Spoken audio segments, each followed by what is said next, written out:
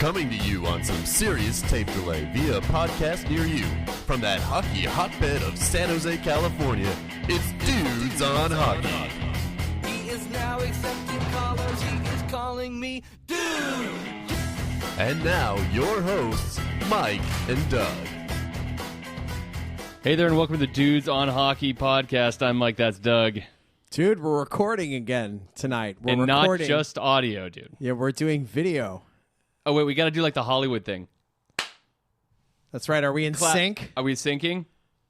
Oh, wait, did I mess it up that I did twice? I don't know. For the 5 of you who might check this out on YouTube. Hey, we got like 7 watches last time, all 7 right? watches. Does that just- include you and Chris clicking on it 4 times each? That's You 8. just shortchanged us by 50%, dude.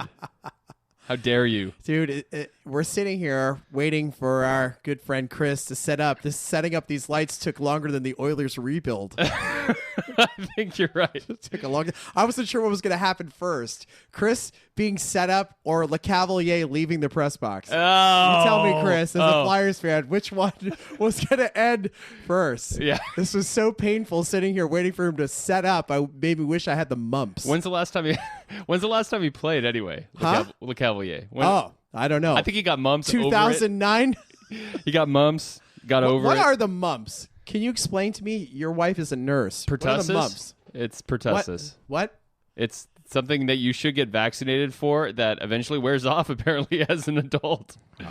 But apparently it's it really sucks as an illness to get. Obviously the facial swelling. But what I want to know is, how is this going around? Seems like just hockey players get the mumps. Well, at least I read Are they sharing equipment that we don't know about? Dude, is there an equipment shortage? What's the deal? I don't know, but apparently there is some sort of train of custody where they found out that I think they thought it started with the Ducks team, and then all of these other teams that got it in sequence played the Ducks afterwards. So clearly there's some sort of contamination situation So here. Corey Perry is diseased? Well, we knew that already. He's diseased. Wow. Yeah. Well, at least we don't have the mumps. We're here. We're being recorded, dude. And the Sharks are 5-1 since we last recorded. They're 6-1 in the month of December, dude. They're unbeatable. We're on our way to a cup, dude. It's over. Everything has changed. Everything has changed. But there's no doubt that things are better now than they were 2 weeks ago when we recorded. Now, I don't want to take the shine completely off the Rose, dude. We have only beaten one team out of the 7 that would currently be in the playoffs. But I don't want to damper it, dude. Even though I just did a little bit. The way they're playing makes me feel better, especially the game against Nashville, which might have been the most entertaining 1-0 game I've ever seen, although it ended up being 2-0 just with an empty netter at the end. But Wait, Minnesota's out of the playoffs?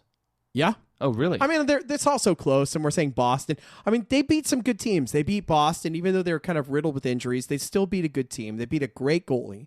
And then Minnesota is on the outside looking in, but I think we all know when it's over, they're going to be in. Probably, right? yeah.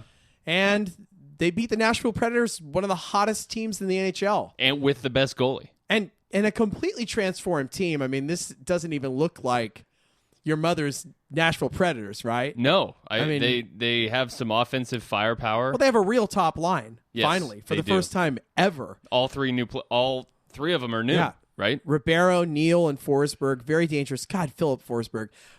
George I know. McPhee should be shot for making that trade. Seriously. I'm sitting there going, God, they traded Philip Forsberg for Martin Erat. Yeah, Like, that is so bad. not good. So bad, dude. But anyways, It's like trading Josh Georges for Craig Rivet.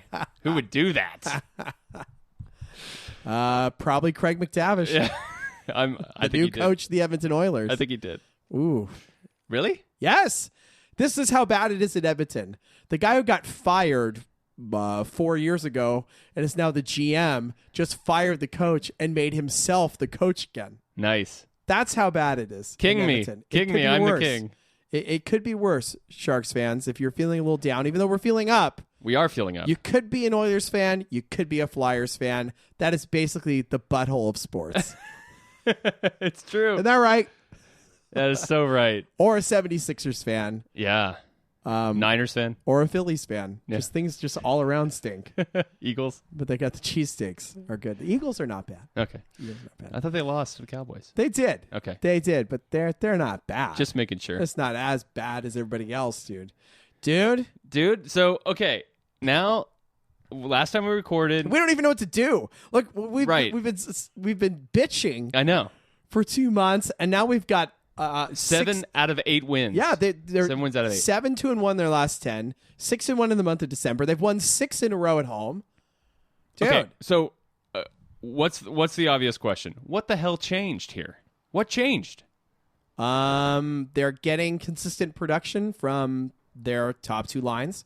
They have a real third line over the last few games. This Melker Carlson guy, I really like him. Now, Yeah. I mean, he's just solid. And he's dangerous. He creates quality opportunities. And together with Barclay Goudreau, who seemed to channel Rafi Torres Yeah. against the Nashville Predators, is this the real Barclay Goudreau? Because that takes some stones, dude. What he did Yeah. takes some serious cojones, right? For people who maybe didn't see the game, I mean, he was in Shea Weber, like basically the abominable snowman of the NHL, Yeah. right? Oh, yeah. In his grill all night and pissed him off. He was all over him. He threw him off. He was all over him like the mumps, dude. It was great. And I think he took like 14 penalty minutes or something, Goudreau, but Yeah. I like it. Like, yes, third liner. That's what he should be doing. And they were creating opportunities. And James Shepherd, as much as it pains me to say it, has been good. He's been really this good. month. He's been good. And that line, Shepherd, Carlson, and Goudreau, has been very effective. And I think that's helped a lot, dude. It's helped a lot. If I had to point to one thing that's changed, that's what I would point to, is the third and the fourth lines are now not just anchors on this team, bleeding possessions away, giving up shot after shot, turning the puck over. Now, they're not scoring a ton of goals, but they're no longer a joke. They're allowing the top 2 lines to rest some of the time. They're playing some minutes late in the game. I think Jamie Baker made a big show out of those 2 lines getting ice time late. 1-0 game against Nashville. Third and fourth lines still rolling. That's a huge deal. I mean, this Sharks team was terrible in the third and fourth line department earlier in the year, and something has clicked. I don't know if it's Melker Carlson. I don't know if a certain pairing playing together or whatever, but something's working. And if I had to point to one thing, that's what I would be pointing to. Yeah, it's that, and even the fourth line, which was playing well, right? With before Mike Brown, broke his leg in half or whatever happened. We don't quite know what happened, right? But he's hurt. That line was playing well. In order to win, you have to roll 4 lines, Right. right? Yeah. You can't do what the Sharks have done the last several years and have a fourth line that plays 3 minutes. Like, that's a joke. You can't win that night. You're going to totally gas your best players. Yeah. And that seems to have been part of the problem. Not everything is fixed, everybody, but it's definitely better. Like, it's definitely better. And you've seen Joe and Marlowe and Wingles. I mean, these guys have got, 7 points in 7 games. And I think it's because a little bit of the pressure's taken off when you've got support from your bottom 6. I like that Chris Tierney's here. I applaud the front office for when Nieto went down. They did not go to Adam Burish. Yeah. They went to Carlson and they went to Tierney. Good for you. When Mike Brown went down, they did not go to Burish. That could have been so easy to do that. Mm-hmm. They didn't do it. They went to the 2 young guys, and it's paying off, dude. Yes, I totally agree. Something, I don't know what's changed in the mindset, or maybe we've just perceived a change in the mindset. But you're right. These are the guys I want to see. And Matt Tennyson's playing. Yeah, Matt Tennyson has played the last 2 games, and he's been fine. Yeah. He's been playing on the second unit power play. He looks better than Matt Irwin. Yeah. Certainly. Oh, yeah. And you know what, dude? He looks better than Merker Mueller in these 2 games. So, guess what? You get to keep playing. Brendan Dillon. Yeah. Finally settled in, I right? like Brendan Dillon now. And I in definitely this win streak, guess who's a +3? Brent Burns. Brent minus Burns. So you've finally given him a good partner to play with. Yeah. and he seems to have stabilized a little bit, even strength. He's not a total wild card anymore. He's got a good partner finally. Mm-hmm. There was an article about Brendan Dillon from Kurz today that said he's finally starting to settle in. He's finally starting to get the systems. Coach has had a lot of nice things. He says he's asking a lot of questions. He's really trying to learn the system. And I guess, Brent Burns sort of took him under his wing a little bit, invited him over a bunch of times, sort of the team building thing. Here, come look at this iguana. Exactly. I've got here. I think they went to Reno. Yeah, let's go to Reno. Hold hands and I'll give you the mumps. Don't talk to Corey Perry. But yeah, Dylan is definitely he's been pretty impressive. I like the way he plays it. I think Kerr says that he was a quote obvious upgrade or immediate upgrade over Jason Demers. He is, and I haven't seen Demers' stats. I know Demers got on the score sheet a couple times in his first few games there, but in terms of what this team needed, he is a better partner for Brent Burns than you have two total wild cards running around out there like Jason Demers. Mm-hmm. He was not reliable enough to put with the wild stallion, as they like to say it, and he's made Burns better so far, right? Yeah. Far. Oh, yeah.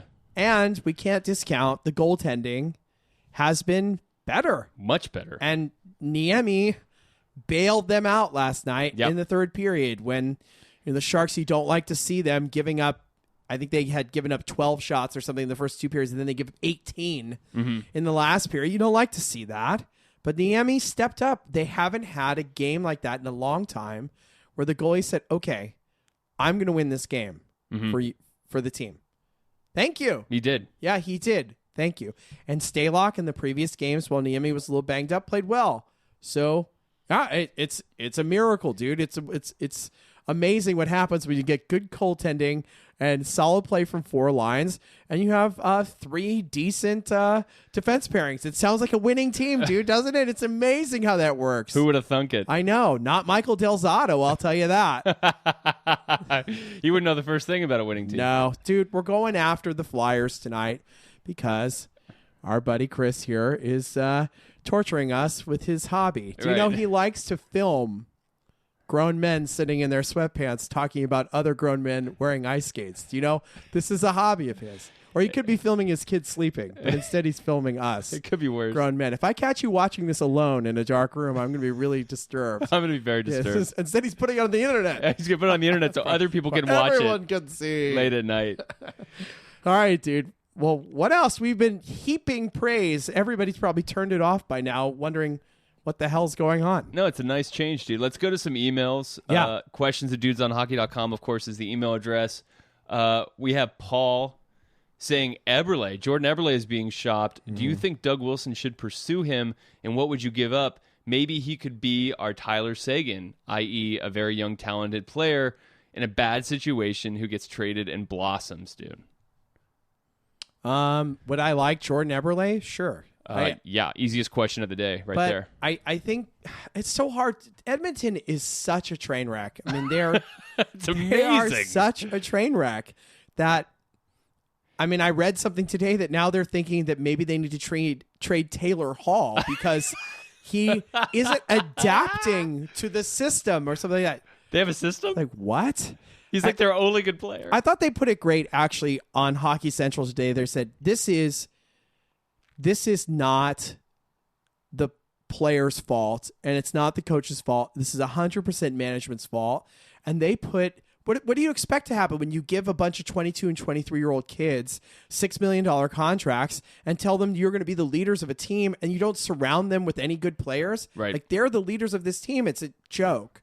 So, I don't know what they're going to try and do. I mean, the rumor I read for Eberle was that Eberle to Boston for like Malcolm Subban, Chris Kelly, and like something else decent. And I don't think, Paul, we have anything to offer that approaches that would make sense. I mean, would you... Malcolm Subban, a young goalie, PK Subban's younger brother, by the way. I don't think we could offer... I mean, would you want to offer Stalock and Wingles and, I think I'd rather have Wingles and Chris Kelly. Well, sure, but I mean, I don't even know how to put a together the appropriate package It's for gonna be something like this that it's gonna would be heavy. involve one of our core Like our players. young core players, yeah. They're not gonna take just picks and prospects because Lord knows they've squandered enough of those already. Right. I mean, I'm like, well, maybe this is a fair question, dude. Would you trade Hurdle in a package for Jordan Eberle? Hurdle and, let's say, Hurdle and Mirko Mueller in a package for I don't think I could Jordan do Eberle. that because I don't think Eberle's proven. He's not proven? I mean, he's proven to be good. Is he proven to be a Sagan kind of player? I mean, no one could say that for sure. I mean, Sagan was damaged goods when he was traded. They wanted to get rid of him. They're like, this guy goes out in the town and gets drunk every night, and I don't know what else he does. And so we got to get him out of town. He's not good for this team, a Boston team that was awesome. And yeah, he managed to find his footing, but no one could have predicted that. I mean, they could have hoped for it, but hope is not exactly a plan. Right. I don't know. I think, I think Tomas Hertl has plenty of upside to go. Who's to say he couldn't be better than Jordan Eberle? Yeah, it's hard to know. I would tend to agree that, trading for Eberle feels, even though he's got some term, it feels a little bit like a Band-Aid. Like, I don't think the Sharks are going to be looking at deals like that, Paul. I think that he's getting paid a lot, right? He is getting paid a lot. I mean, the nice thing is that the Sharks do have the room to absorb something like that, and there's no doubt he's a good player. Oh, yeah. I don't know. I think you could probably convince me to do it, but right now I would kind of err on the side of no, that's not. I don't think that's really what we need to do. Take on a guy who's been in a terrible situation for the last 4 or 5 years and bring him into another situation that's not exactly perfect. Right. It's better than Edmonton, but That's a pretty low bar. I don't think our locker room's winning, locker room of the year award. I mean, at least Jeff Carter and Scott Hartnell aren't sleeping with each other's wives. It's not quite that bad, huh, Chris? Not that bad. How do you like that? Oh, hey-o. Where's my rim shot? Anyway, okay, so now we have an email from Nikki. She says, since the summer, it seems you two are more willing to trade Jumbo than Patty. All trade scenarios have Jumbo. Is there a reason why? Personally, I would choose Thornton 5 times over Marlowe. He makes everyone on the line better. He seems to be at least more clutch, if you can use that term. Just curious. Dude, why Jumbo and why not Patty? If we were going to pick one of these sort of two quote-unquote troublemakers that continue to score at an amazing pace, Right. why would we want to ship number 19 over number 12? I think if you're going to trade Marlowe, you have to ask for more because you're not just trading the player, but you're including both his eyebrows. So the price is higher. Yes, that's true. The reason, Nikki, is that I don't think Patrick Marleau is the leader of this team. It's Joe Thornton. And I think it's not necessarily...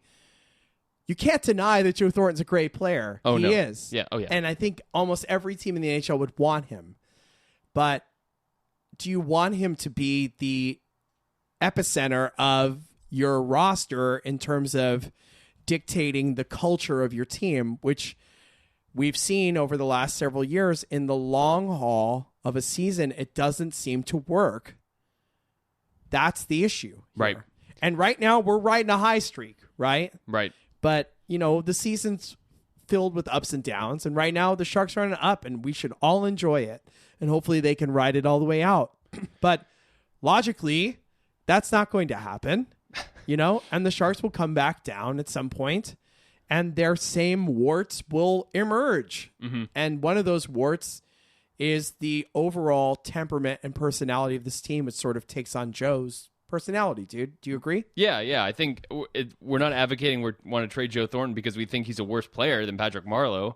It's because it's exactly what you said. We for whatever reason have bought into this hand over the Sharks to the young players, and that's more likely to happen if Joe Thornton's not a part of this team. Right. I think that transition could happen with Patrick Marleau still a part. I find it very difficult to believe it could happen with Joe Thornton still on the team. Now, I could be totally wrong about that, and we could see a nice, smooth transition, and Logan Couture is out front and center in front of the media, and Joe Thornton has taken a sort of a sideman role. I guess it's possible. I don't think it's likely, but I've been wrong before. So that's why. It's more to change the direction in which the team is going rather than, we think, Thornton's a bum and he needs to leave. I mean, clearly he's not. Clearly he's always been one of the best, if not the best performing Shark. Yeah. I mean, it's not a talent question. Now, there are certainly issues you can raise with Joe. He scores a goal against Nashville because there was no one in the net. Yeah. He still doesn't shoot. No. Is not as aggressive as you would want to see him be. And that's a problem. And he doesn't seem to be willing to accept that the coaching staff wants him to shoot more, to score 20, 25 goals. And he has the ability to do that. He's done that. Yeah. He's just not willing to do it anymore. And that is an issue. Yeah. And in May, that's more of an issue than it is now. Yeah, that's true. Dude, should we go to the last email, or do you? Sure. Okay.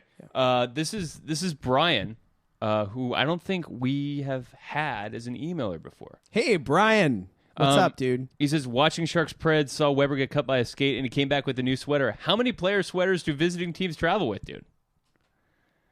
Well, I'd say it's like the 12 days of Christmas. There's like 12 sweaters, or maybe it's like Advent. You open up and you get a chocolate. He also wanted to know if equipment managers travel with the team, but he thinks he saw on NHL 24/7 they don't. I don't think that's the case. I do think they travel with equipment managers. I don't know. I think they do because I think the equipment managers know, especially things like skates and a specific skate cut for specific players. I think that's pretty important. Are you going to pay extra attention to that on the new NHL documentary series starting this week? I am now. Yeah? I am now. I want to know. Did you get Epics in order to watch it? No. Do I get that? I ordered it special, dude. Did you really? It's like did. a premium channel? Is it like HBO? I have to pay extra for this? You do. Oh, man. Really? I did it. And they have Wolf of Wall Street, which I want to watch. Yeah, you haven't seen that yet? Dude, I don't get out at all. Do you That's go to the right. movies? Chris has twins. No, he's shaking his head no. You just saw Barney. That's all you see. You see Frozen 87 times. Frozen? That's awesome. Frozen. You too, right?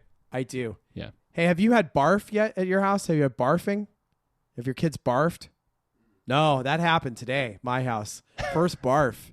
I want a trophy for that. It's a milk barf, too. Oh. It was really gross. Yeah. Awesome. Oh.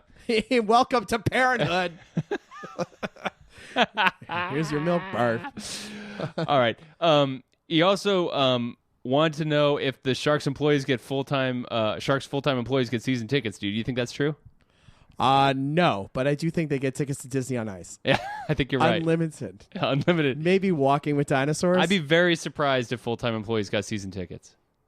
No. I would be really surprised with that. Yeah. I mean, that's a lot of dough, right? I mean, even like in the upper bowl, that's still like a couple grand. Yeah. You know?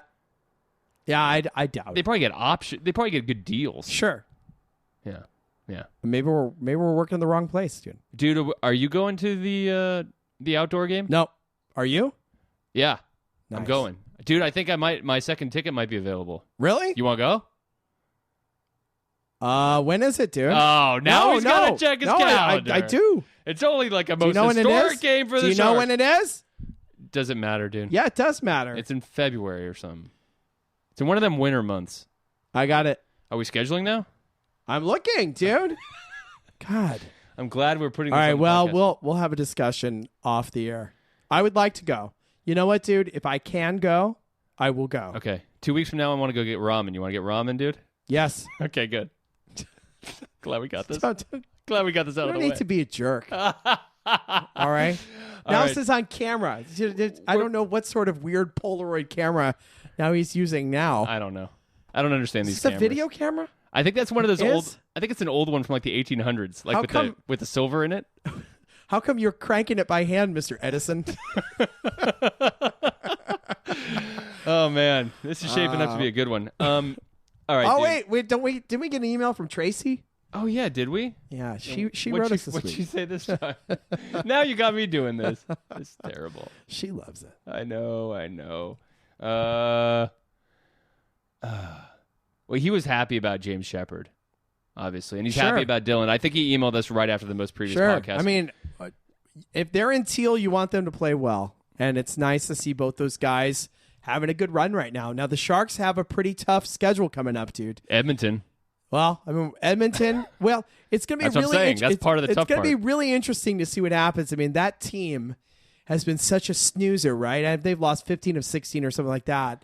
They fire their coach. The team has basically just been god freaking awful. Mm-hmm. The Sharks catch a little bit of a break because they're going to play their first game after the coach being fired on That's Wednesday actually night. that's not a good thing. On Wednesday night. Oh.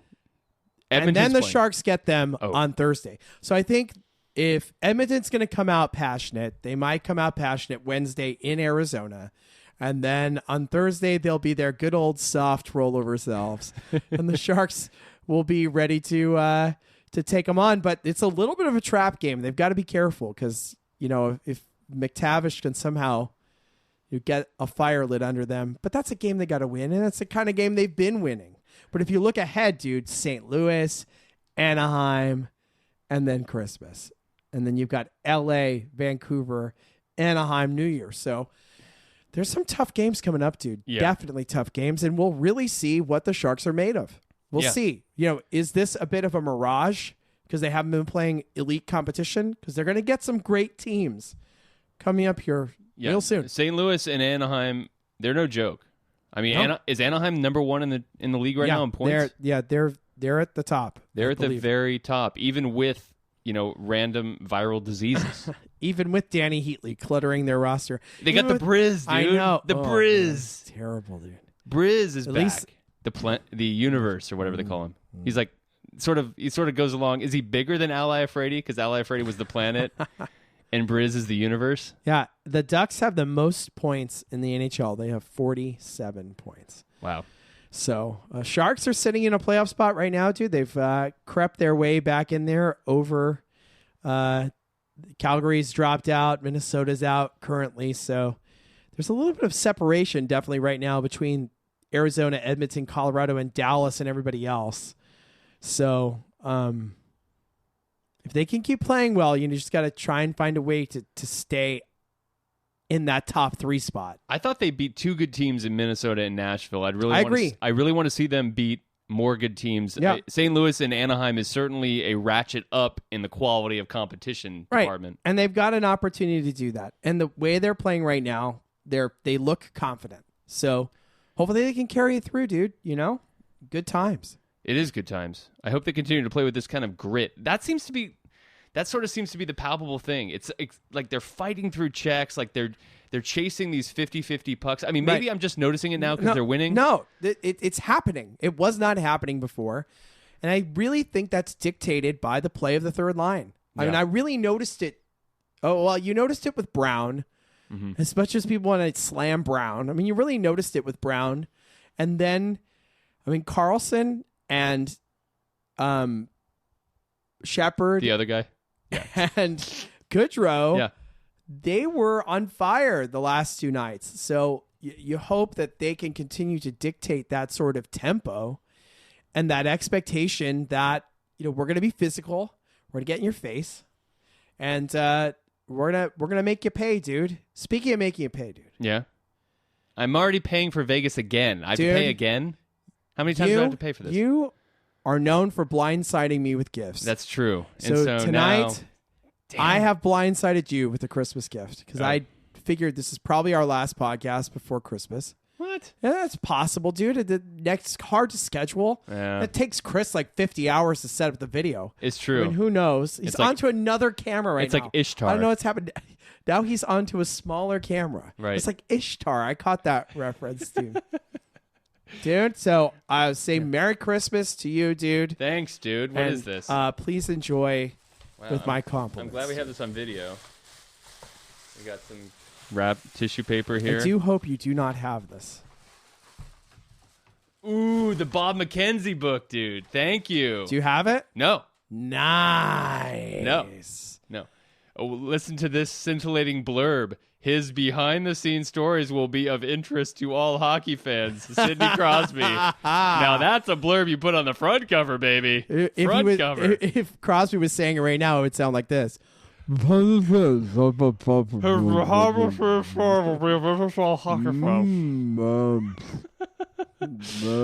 Jello. Oh man, I am very much looking forward to this. Thank you, dude. I appreciate it. Enjoy. I hope the holiday season is warm in the hearts of our listeners, and I hope they will tune in again next week. Yes, we will Dudes on both be at the Edmonton game. So if you're there and you want to say hi, send us a tweet. Yep. At Dudes on Hockey. If you want to buy us a beer, we will. We would gladly take it. You know, I'm just saying. Just saying. Delicious.